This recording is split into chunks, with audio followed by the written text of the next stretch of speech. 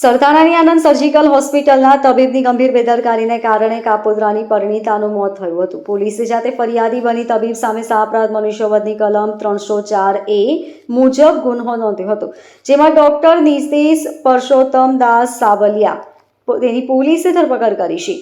કાપોદ્રા મંગલદીપ એપાર્ટમેન્ટમાં રહેતી પરિણીતા પ્રિયંકા વિવેકભાઈ અણધરને એપેન્ડિક્સનો દુખાવો થતાં 25 જુલાઈના રોજ તપાસ કરાવવા ગઈ હતી. હોસ્પિટલમાં એપેન્ડિક્સના ઓપરેશન વેળા પરિણીતાનું 4 કલાકમાં મોત નીપજ્યું હતું. ડોક્ટરે ફેમિલીને કહ્યું હતું કે નસ બ્લોક કરી હોય તે છૂટી થતાં આવું બન્યું હતું. તબીબના અભિપ્રાય રિપોર્ટમાં મહિલાને એપેન્ડિક્સની બાજુમાં નસમાં કાણું પડી જતાં લોહી વહેતું હતું.